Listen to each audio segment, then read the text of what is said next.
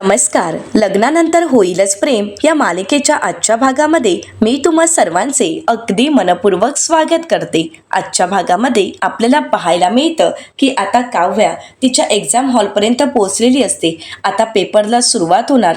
तर काव्या अगोदर देवाला नमस्कार करते. आता मॅडम त्यांना पेपर देतात. काव्या सगळा पेपर चेक करून घेते आणि त्यानंतर काव्या आपला पेपर लिहायला सुरुवात करते.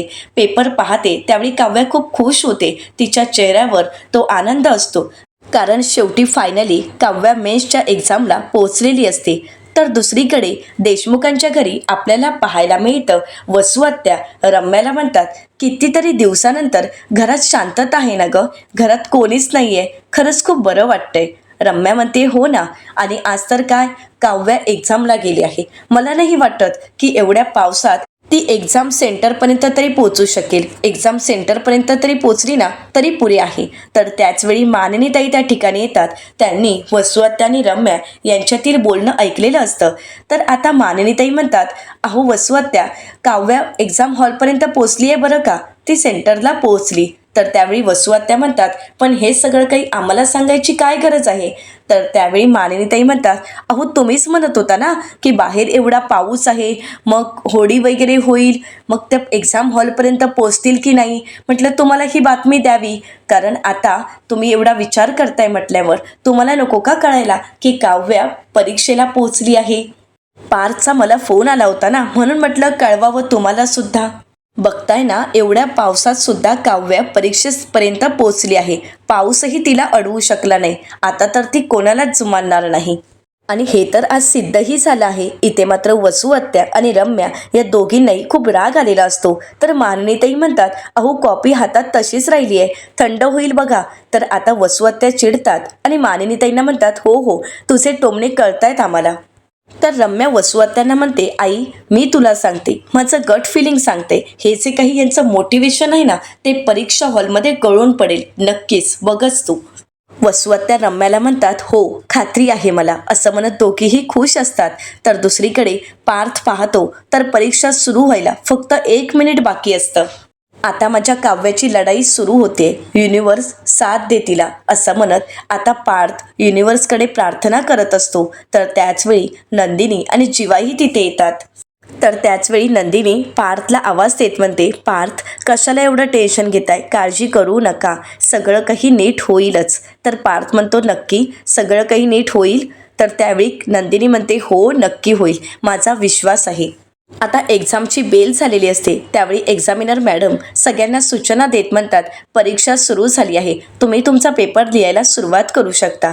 आता ज्यावेळी काव्या पेपर लिहिण्यासाठी पेन हातात घेते त्यावेळी काव्याला हातातील धागा पाहताच ते सर्व क्षण पुन्हा एकदा आठवू लागतात.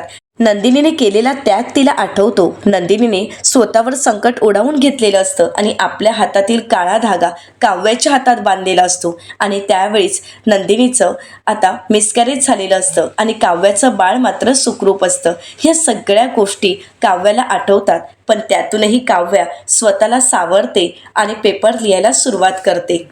आता काव्या त्या मॅडमकडे पाहते तर त्याने सुद्धा पिंक कलरचा ड्रेस घातलेला असतो आणि ज्या दिवशी नंदिनीचं मिसकॅरेज झालेलं असतं त्या दिवशी नंदिनीचा ड्रेस सुद्धा त्याच रंगाचा असतो. आता काव्या आणि नंदिनी दोघांनीही सेम ड्रेस घातलेला असतो. तर त्यानंतर काव्या पुन्हा एकदा स्वतःला सावरते, पेपर लिहायला सुरुवात करणार. पण पुन्हा एकदा तिच्या समोर असणारी 16 तारीख तिला दिसते. 16 डिसेंबर प्रमाणे 16 ऑगस्ट हा सुद्धा त्यांच्या आयुष्यातला खडतर प्रवासाचा दिवस असतो. आता काव्याला गुरुजींचं बोलणं आठवतं. गुरुजी म्हणालेले असतात, 16 ऑगस्ट, 16 हा आकडा देशमुखांसाठी मोक्याचा आणि धोक्याचा दोन्ही सुद्धा आहेत. आता काव्या घामाघूम झालेली असते. तिला आता नंदिनीसोबतचं बोलणं आठवतं, कारण काव्या नंदिनीला म्हणालेली असते, जवळपास 10 दिवस झाले आहेत, मला खूप विचित्र स्वप्न पडतात. त्यावेळी नंदिनी काव्याला विचारते की अशी कोणती स्वप्न पडतायत तुला. त्यावेळी काव्या म्हणते, मी परीक्षेला बसली आहे आणि सगळीकडे पाणी पाणी आणि त्यात माझा पेपर सुटलाय. एकदा तर असं स्वप्न पडलं की मी परीक्षेला बसलीये आणि माझं डोकं दुखतंय आणि माझं इतकं डोकं दुखत होतं की मला असं वाटत होतं की आता डोकंच फुटेल की काय. आता काव्याला ते सगळे क्षण आठवत असतात. तिला त्रास होत असतो. काव्या तिचे डोकं दोन्ही हातांनी घट्ट पकडते आणि त्या सगळ्या गोष्टी आठवू लागते. त्यात ती बिथरून गेलेली असते. पेपरला सगळ्यांनी सुरुवात केलेली असते, परंतु काव्या मात्र त्या सगळ्या गोष्टींचा विचार करत असते. तर दुसरीकडे पार्थ, नंदिनी या सगळ्यांनाच काव्याची काळजी वाटत असते. इथे पार्थ नंदिनी किंवा जीवाशी काहीच बोलत नसतो. तर त्यावेळी जीवा नंदिनीला विचारतो की तू तुझ्या फ्रेंडला मिस करतेस का? तर नंदिनी होकार देते. जीवा म्हणतो डोंट वरी, काळजी करू नकोस. चकाचक बाई, काळजी करूच नकोस. आता दादा तुझ्याशी बोलेल, अगदी आधीसारखं बोलेल. तर नंदिनी म्हणते काय माहीत की माझा मित्र आता माझ्याशी बोलेल की नाही. तर जीवा म्हणतो पण मी सांगतोय ना, मी विश्वास देतोय की दादा बोलणार. ही जीवाची जादू आहे, ती कधी फेल होत नाही. नंदिनी म्हणते अच्छा, झोलर कुठले? तर जीवा म्हणतो मी झोलर? जीवा म्हणतो तुझी 3M फ्रेंडशिप टिकवण्यासाठी मी काहीतरी जुगाड केला आहे. आता पार्थची आवडती सिनेमन कॉफी आता जीवा घेऊन आलेला असतो आणि ते पाहताच नंदिनी खुश होते. नंदिनी जीवाला म्हणते थँक्यू सो मच पसारेवाला. असं म्हणत नंदिनी जीवाला म्हणते आलेच आम्ही. आता नंदिनी पार्थशी बोलण्यासाठी जाते. पार्थचं न बोलणं हे नंदिनीला खूप वाईट वाटत असतं. त्या गोष्टीचा तिला खूप त्रास होत असतो. इथे परीक्षा हॉलमध्ये सगळ्यांनी पेपर लिहायला सुरुवात केलेली असते, परंतु काव्या मात्र त्याच गोष्टींमध्ये हरवून गेलेली असते. नंदिनीताईच्या मिसकॅरेजची बातमी वसुहत्यांनी सगळ्यांसमोर आणणं. त्यावेळी वसुहत्या म्हणालेल्या असतात की नंदिनीच्या पोटावर मी कितीही मारलं तरी तिच्या बाळाला त्रास होणार नाही. जर तेच मी तुझ्या पोटावर मारलं तर तुला त्रास होईल, पण तिला होणार नाही, कारण तिच्या पोटात बाळच नाहीये. नंदिनीचं मिसकॅरेज कधीच झालेलं आहे. असं म्हणत वसुहत्यांनी नंदिनीचं सत्य सर्वांसमोर आणलेलं असतं. पण आता ज्यावेळी काव्याला नंदिनीचे शब्द आठवतात, तिचं बोलणं आठवतं की काव्या तू काळजी करू नकोस, तू फायटर होतीस आणि आहेस आणि कायम असणार. आणि त्यावेळी मात्र काव्याने तिचा पेपर लिहायला सुरुवात केलेली असते. परंतु बाहेर भरपूर पाऊस असतो आणि त्यामुळे काव्याला भीतीही वाटत असते. तर ज्यावेळी काव्या पेपर लिहत असते त्यावेळी तिला घाम फुटलेला असतो, तरीसुद्धा तिने पेपरला सुरुवात केलेली असते. तर दुसरीकडे पाहायला मिळतं पार्थ म्हणतो केवढा पाऊस आहे हा, आणि एवढ्या ह्या थंडगार पावसात जर गरमागरम कॉफी मिळाली असती तर खरंच बरं झालं असतं. आणि त्याचवेळी पार्थची 3M फ्रेंड म्हणजेच नंदिनी आता पार्थसाठी कॉफी घेऊन आलेली असते. नंदिनी पार्थला म्हणते कॉफी. आता कॉफी हे ऐकूनच पार्थ खूप खुश होतो आणि नंदिनीला म्हणतो थँक्स, घरूनच भरून घेऊन आला होता का? नंदिनी म्हणते नाही, परंतु मी आणि जीवाने ठरवलं आहे की जोपर्यंत दुखावलेली माणसं परत येत नाहीत तोपर्यंत आपले प्रयत्न सुरूच ठेवायचेत. तर पार्थ विचारतो की त्याचाच हा एक भाग आहे का? तर नंदिनी होकार देते. पार्थ आणि नंदिनी एकत्रच एकमेकांना म्हणतात मी एक विचारू का? तर त्यावेळी पार्थ नंदिनीला म्हणतो अगोदर तुम्ही विचारा. तर नंदिनी म्हणते कदाचित मी जे काही सांगणार आहे, मी जे काही बोलणार आहे ते एकाच नाण्याच्या दोन बाजू असू शकतात. आता नंदिनी पार्थची माफी मागत म्हणते sorry, I am sorry Parth, खरंच आमचं चुकलं. मी आणि जीवाने सरोगसीचा एवढा मोठा निर्णय घेतला, तोही कोणाला न सांगता घेतला, आणि त्यामुळे तुम्ही सर्वच जण दुखावले गेला आहात. त्यासाठी खरंच सॉरी पार्थ. पण पार्थ तुम्ही आम्हाला समजून घ्यायला हवं, कारण या सगळ्या मागे आमचा सुद्धा काहीतरी वेगळा हेतू होता, आमचा सुद्धा काहीतरी उद्देश होता, आणि म्हणूनच एवढं मोठं सत्य आम्ही घरच्यांपासून लपवून ठेवलं. आम्हाला आमची अशी काही कारणं होती. तर पार्थ नंदिनीकडे पाहतो. नंदिनी म्हणते मला माहीत आहे तुम्ही काय विचार करत असाल पार्थ, तसंही मी आता आई होऊ शकणार नाही. त्यामुळे मॉर्निंग सिकनेस, पाय जड होणं, बाळाची चाहूल लागणं, बाळानं पोटात किक मारणं, बाळ जन्माला घालताना येणाऱ्या कळा, या सगळ्या गोष्टीचा अनुभव काही मला घेता येणार नाही. या गोष्टी मी अनुभवू शकत नाही. त्यामुळे तुमचं बाळ काय आणि आमचं बाळ काय, हेच ना? तर त्यावेळी आता पार्थ मात्र शांतच होतो. तर त्यावेळी पार्थ नंदिनीला म्हणतो तुम्हाला बाळाची आस लागणं हे मी समजू शकते नंदिनी, मला ह्या सगळ्या गोष्टी समजतायत, परंतु तरीसुद्धा तुम्हाला माहीत होतंच ना की तुमच्या सख्या बहिणीचं बाळ लवकरच येणार आहे. म्हणजे बघा ना, आपल्या घरात एक बाळ तर येणार होतंच ना. तर नंदिनी खूप रडत असते, तिला खूप वाईट वाटतं. तर त्यावेळी पार्थ नंदिनीला म्हणतो माझ्या बोलण्याचा चुकीचा अर्थ काढू नका प्लीज, परंतु एक मावशी म्हणून आमचं बाळ हातात घेतलं असतं, त्याला जीव लावला असता. तर तुमची माया काय कमी पडली असती का, असं म्हणत आता पार्थने नंदिनीला प्रश्न केलेला असतो. नंदिनी म्हणते नाही, अजिबातच नाही, पण तरी सुद्धा आपल्या हक्काचं, आपलं खाजगी असं काहीतरी असावं असं वाटतंच ना. प्रत्येकाला वाटत असतं. आणि ही सुद्धा त्यातलीच एक गोष्ट आहे ज्या ध्रुव बाळाला त्याच्या हक्काची जागा हवी होती, जी कोणीही हिरावून घेऊ शकत नाही अशी. पार्थ अगदी कुठल्याही बाईसाठी तिचं बाळ अगदी तसंच असतं. आईसाठी बाळ खूप महत्त्वाचं असतं, कारण त्यांच्यामध्ये एक वेगळं नातं असतं. आणि म्हणूनच हवं होतं हक्काचं बाळ. शेवटी कितीही झालं तरी सुद्धा दुसऱ्याचं असलं तर ते परत द्यावं लागतंच ना पार्थ. मग त्यासाठीच हवं होतं आम्हाला आमच्या हक्काचं बाळ. म्हणून हवं होतं आम्हाला आमचं हक्काचं बाळ. पण हे आता नाही कळणार तुम्हाला. पण काय असतं ना, ज्यावेळी बाळाच्या बाबतीत निर्णय घ्यायचा असतो त्यावेळी आईवडिलांना वाटत असतं की आम्ही जो निर्णय घेऊ तोच आमच्या बाळासाठी योग्य असेल. आणि अशा वेळी स्वतःच्या आईवडिलांचं मत सुद्धा विचारात घेतलं जात नाही, तर मग तिथे बाकीच्यांना काय असेल ना कदर. असं म्हणत आता नंदिनी पार्थला समजावत असते. आपल्याला बाळ का हवंय हे सगळं काही ती पार्थला समजावून सांगत असते. नंदिनी पार्थला म्हणते शेवटी दुसऱ्यांच्या बागेतील सुगंध जाता जाता घेणं आणि आपल्या बागेतील सुगंध हा कायमच आपल्या सोबत असणं, या दोन्ही गोष्टींमध्ये किती फरक आहे ना. पार्थ शांतच असतो. तर नंदिनी म्हणते बाकी तुम्हाला वाटत असेल की घाई एवढी कशासाठी, तर पार्थ एकासाठी ती घाई असते पण दुसऱ्यासाठी कदाचित उशीरही असू शकतो ना. नंदिनी पुढे पार्थला म्हणते जर पोटात बाळ नसतं तर ती गोष्ट वेगळीच होती, परंतु ज्यावेळी मी आई होणार हे कळालं तेव्हाच आम्ही खूप पुढे निघून आलो होतो. त्यावेळीच आम्ही आमच्या बाळाची खूप सारी स्वप्न पाहिली होती. आम्ही तर आमच्या बाळाचं बारसंही करून बसलो होतो. आणि बाळाचं असं अचानक निघून जाणं हे आम्ही सहन नाही करू शकलो. या सगळ्या गोष्टीचा आम्हाला खूप त्रास झाला. दोन अगदी पोकळ मनाची माणसं असं म्हणायला काहीच हरकत नाही. आम्ही त्यावेळी दोघंही तुटून गेलो होतो, पण सरोगसीच्या कुबड्याने आम्ही उभे तरी राहू शकतोय पार्थ. पार्थ काहीच बोलत नाही. नंदिनी आपले अश्रू पुसते आणि म्हणू लागते ठीक आहे पार्थ, तुम्हाला आता नाही कळणार किंवा या सगळ्या गोष्टीचा अंदाजही येणार नाही, परंतु एक वेळ अशी येईल की तुम्ही स्वतः म्हणाल की नंदिनी तुमचा निर्णय योग्य होता आणि त्यावेळी तुम्ही पुन्हा एकदा मैत्रीचा हात पुढे कराल पार्थ. आता पार्थचा थोडासा का होईना परंतु राग गेलेला असतो. पार्थ म्हणतो खूप नाही पण थोडासा तरी का होईना, पण माझा रुसवा गेला आहे. आता हे ऐकून जीवा आणि नंदिनी खुश होतात. तर आता पार्थ कॉफी पितो आणि नंदिनीला म्हणतो छान झाली आहे कॉफी, सांगा जीवाला. आता हे ऐकून जीवा आणि नंदिनीला धक्काच बसतो, परंतु पार्थला अगोदरच माहीत असतं की ही कॉफी आपल्यासाठी आपला भाऊ म्हणजेच जीवा घेऊन आला आहे. तर दुसरीकडे पाहायला मिळतं ज्यावेळी विक्रम आर्याच्या हॉस्पिटलला आलेले असतात आणि आर्या ऑपरेशनसाठी गेलेली असते, त्यावेळी आर्याने जीवा आणि नंदिनीच्या बाळाचे सोनोग्राफीचे रिपोर्ट तिने विक्रम यांच्या हातात दिलेले असतात. आता विक्रम ज्यावेळी ते सोनोग्राफीचे रिपोर्ट पाहतात त्यावेळी त्यांचे अश्रू अनावर होतात. त्यांचे डोळे भरून आलेले असतात.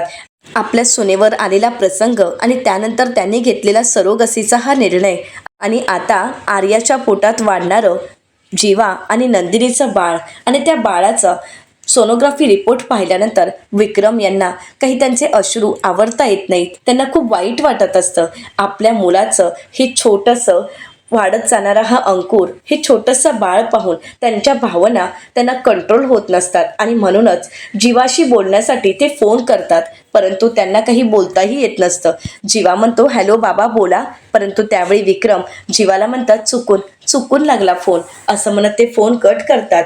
तर दुसरीकडे जीवा म्हणतो चुकून लागलाय फोन, काही हरकत नाही, पण मी वाट पाहीन हे फोन आवर्जून येण्याची, असं म्हणत जीवा सुद्धा विक्रम यांच्या फोनची वाट पाहत असतो. तर दुसरीकडे विक्रम यांचे अश्रू अनावर होतात. ते खूप रडत असतात. त्यांना खूप वाईट वाटत असतं. एकीकडे नंदिनीला ते खूप ओरडलेले असतात, परंतु हळव्या मनाचे विक्रम यांना मात्र हे सोनोग्राफी रिपोर्ट पाहिल्यानंतर काय बोलावं काय करावं काहीच सुचत नसतं. तर दुसरीकडे पाहायला मिळतं की काव्याची परीक्षा सुरू असते. एक्झामिनर मॅडम आता सूचना देत म्हणतात परीक्षेचे 2 तास संपले आहेत, आता फक्त केवळ 1 तास बाकी आहे. प्रत्येकजण आपापला पेपर घाईघाईने लिहत असतात. काव्याही तिचा पेपर लिहत असते आणि त्याच वेळी अचानकच काव्याला कळ मारून येते. काव्या सावरते आणि म्हणू लागते बेबो 2 तास तुम्हाला साथ दिली आहेस ना, मग आता सुद्धा अगदी तशीच साथ द्यायची आहे. फक्त 1च तास उरलाय बाळा, प्लीज तुझ्या आईला समजून घे ना, असं म्हणत काव्या पेपर लिहिते. मॅमकडून सप्लिमेंटही मागून घेते आणि काव्या पेपर लिहित असते. परंतु तिला पुन्हा एकदा कळ येऊ लागते. काव्याला कळा यायला सुरुवात झालेली असते. सतत एका जागेवर बसलेली असते. तिला उठताही येत नसतं. पेपरही तितकाच महत्त्वाचा असतो आणि जीवापलीकडे बाळही तितकंच महत्त्वाचं असतं.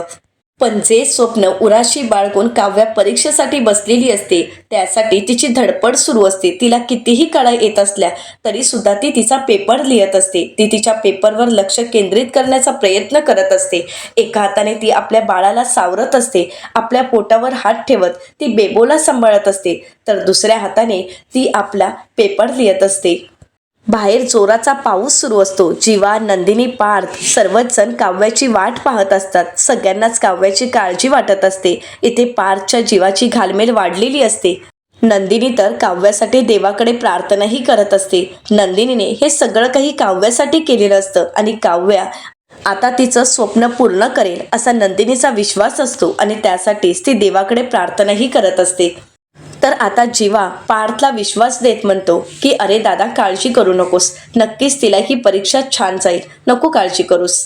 जीवा पार्थशी बोलण्याचा प्रयत्न करतो, परंतु पार्थ मात्र जीवाशी काहीच बोलत नाही आणि त्यावेळी मात्र जीवाला खूप वाईट वाटतं. नंदिनी जीवाला सावरते आणि म्हणू लागते, या गोष्टीचा जास्त विचार करू नका. नंदिनी म्हणते, आता फक्त 1च तास बाकी आहे. तर जीवा म्हणतो, हो, परीक्षेसाठी फक्त 1 तास बाकी आहेत. सगळ्यांचीच उत्सुकता खूप वाढलेली असते. तर दुसरीकडे मानिनीताई काव्याचा पेपर नीट जावा, तिला कोणत्याही प्रकारचा त्रास होऊ नये, तिच्यावर कोणतंही संकट येऊ नये यासाठी देवासमोर पोथी वाचत बसलेल्या असतात. काव्याचा पेपर नीट जावा यासाठी मानिनीताई सुद्धा अगदी देवाचा धावा करत असतात. प्रत्येक जण काव्यासाठी प्रार्थना करत असतात. तर इकडे आता एक्झामिनर मॅडम सूचना देत म्हणतात, फक्त शेवटची 10 मिनिट उरली आहेत. आता काव्या तिचा पेपर लिहित असते. अजून बराच पेपर बाकी असतो. काव्याला कळा येत असतात, तिला त्रास होत असतो, तरी सुद्धा ती स्वतःला सावरत तिचा पेपर लिहित असते. पण आता काव्याचा त्रास हळूहळू वाढत चाललेला असतो. आता हे सगळं दृश्य पाहून मॅडमला सुद्धा काव्याची काळजी वाटत असते. त्या काव्याला म्हणतात, काव्या बाळा, तू ठीक आहेस ना? तुला पाणी हवंय का? असं सगळं काही विचारतात. तिची काळजी घेत असतात. परंतु त्यावेळी काव्या म्हणते, नाही, नको, मला पाणी नकोय. असं म्हणत काव्या तिचा पेपर लिहित असते. तिला सगळ्यात महत्त्वाचं असतं म्हणजे आता ही परीक्षा व्यवस्थित पार पडणं, हा पेपर व्यवस्थित जाणं आणि त्यासाठीच तिचे प्रयत्न सुरू असतात. काव्या तिचा पेपर लिहित असते, पण तिच्या कळा वाढत चाललेल्या असतात आणि त्यावेळी काव्याला वॉटर ब्रेकिंग सुरुवात झालेली असते. काव्या तिच्या परीक्षेकडे लक्ष देत असते, परंतु त्यावेळी वॉटर ब्रेकिंग झाल्यामुळे अजून काव्याला त्रास वाढू लागतो. काव्या ज्या ठिकाणी बसलेली असते ती जागा पूर्णपणे भिजून गेलेली असते. काव्याच्या गर्भाशयातील पाणी हळूहळू बाहेर निघू लागलेलं असतं आणि तिच्या कळ्या वाढू लागलेल्या असतात. या कठीण अवस्थेत, या कठीण परिस्थितीत सुद्धा तिने हार मानलेली नसते आणि ती परीक्षेचा आपला पेपर पूर्ण करत असते.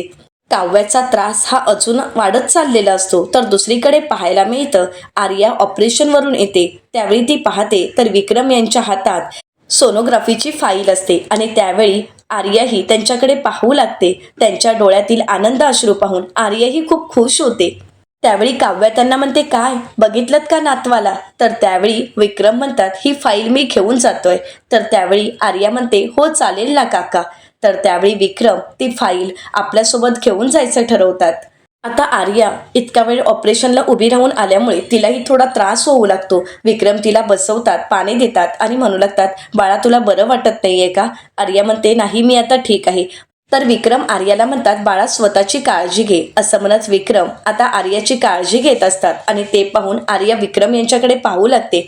त्यांच्यातील असणारी ती माया, आपल्या लेकाच्या बाळासाठी असणारी ती उत्सुकता आर्यालाही जाणवत असते. दुसरीकडे एक्झाम हॉलमध्ये आपल्याला पाहायला मिळतं, मॅम सूचना देत म्हणतात की शेवटची 5 मिनिटं उरली आहेत. सगळेच जण घाईघाईने आपला पेपर लिहित असतात आणि त्याचवेळी रागिणीचा लक्ष काव्याकडे जातो आणि काव्याला वॉटर ब्रेकिंग सुरुवात झालंय हे रागिणीच्या लक्षात येतं. ती या सगळ्या गोष्टीची जाणीव मॅमना करून देते. मॅम पाहतात तर काव्या बसलेली संपूर्ण जागा ही पाण्याने व्यापलेली असते. सगळीकडे पाणी पाणी असतं. त्यावेळी मॅमच्या लक्षात येतं की आता काव्याचा त्रास वाढत चालला आहे, तिला कळा सुरू झाल्या आहेत. काव्या पूर्णपणे भिजून गेलेली असते, तिला घाम फुटलेला असतो, तरी सुद्धा काव्या हार मानत नसते. मॅम काव्याला म्हणतात, काव्या तुला वॉटर ब्रेक व्हायला सुरुवात झाली आहे, चल तू उठ इथून. काव्या म्हणते, नाही मॅम, मला माझं स्वप्न पूर्ण करायचं आहे. माझी ही परीक्षा सुद्धा माझ्यासाठी तितकीच महत्त्वाची आहे. फक्त शेवटची 5 मिनिटं उरली आहेत, त्यामुळे प्लीज मला पेपर लिहू द्यात. तर मॅडम म्हणतात, पुढे काही कॉम्प्लिकेशन झाल्यात तर काव्या म्हणते, त्यापेक्षाही मला पेपर न लिहिल्याची खंत मनात कायम राहील. ही गोष्ट मला नेहमी सतवत राहील. फक्त 2 प्रश्न लिहायचे बाकी राहिले आहेत, त्यामुळे प्लीज मॅम मला लिहू द्यात. मॅम काव्याला समजावत असतात, पण काव्या काही शेवटच्या क्षणापर्यंत हार मानत नसते. काव्या मॅमना समजावत म्हणते, मी जर मेन्सची एक्झाम क्लिअर नाही केली तर मला अजून जास्त त्रास होईल, त्यामुळे प्लीज मला हे क्लिअर करू द्यात. एक्झाम हॉलमधील सगळीच मुलं काव्याकडे पाहत असतात, तर काव्या त्यांना म्हणते, प्लीज तुम्ही माझ्याकडे बघू नका, तुम्ही तुमचा पेपर लिहा, ते जास्त महत्त्वाचं आहे. इथे काव्याला कळा येत असतात, तिच्या कळा अजून वाढत चाललेल्या असतात. मॅम सगळ्यांना म्हणतात की तुम्ही तुमच्या पेपरमध्ये लक्ष द्या. इथे काव्याला मोठ्याने कळ येते, त्यावेळी काव्या मोठ्यानेच ओरडते. त्यावेळी मॅडम म्हणतात, काव्या प्लीज ऐक माझं. काव्या म्हणते, नाही मॅम ठीक आहे, असं म्हणत काव्या पुन्हा एकदा पेपर लिहायला सुरुवात करते. काव्याला हे सगळं सहन होत नसतं, इतकं असहाय्य होत असतं, तरी सुद्धा ती पेपर लिहायचा सोडत नसते. शेवटची 2 मिनिटं बाकी असतात आणि तरी काव्या आपला पेपर लिहत असते. मॅमला काव्याची काळजी वाटत असते. काव्या इथे आपल्या मुलाशी बोलत म्हणते, पेबो प्लीज फक्त 2 मिनिटं राहिली आहेत, तुझ्या आईला साथ देशील ना रे बाळा, असं म्हणत काव्या ती तिचा पेपर लिहत असते. काव्या स्वतःला सावरते आणि म्हणू लागते, कमॉन काव्या, शेवटची 2 मिनिटं राहिली आहेत आणि तू फायटर आहेस आणि फायटरच असणार आहेस, असं म्हणत काव्या स्वतःला सावरत शेवटच्या 2 मिनिटाचा सुद्धा वापर ती तिच्या एक्झामसाठी करत असते. ती तिच्या परीक्षेवर लक्ष देत असते. एवढ्या काळा येत असून सुद्धा काव्या तिच्या पेपरवर लक्ष केंद्रित करत पेपर पूर्ण करण्याचा प्रयत्न करत असते. तर येणाऱ्या पुढील भागामध्ये आपल्याला पाहायला मिळतं, काव्याचा पेपर पूर्ण झालेला असतो आणि त्यावेळी काव्याच्या कळा वाढत चाललेल्या असतात आणि आता पार्थने ॲम्ब्युलन्स बोलावलेली असते, परंतु आता पावसामुळे ॲम्ब्युलन्सही अडकलेली असते. त्यावेळी मात्र काय करावं काहीच कळत नसतं. पण यावेळी सुद्धा काही मुलं या सगळ्याचाच व्हिडिओ बनवत असतात. त्यावेळी पार्थ चिडतो आणि म्हणू लागतो, तुम्हाला अक्कल आहेत का, वेळ काय आहे आणि तुम्ही व्हिडिओ बनवताय, असं म्हणत पार्थ दरवाजा बंद करतो. आता काव्यासोबत काही मुली असतात, मॅमही तिथे असतात.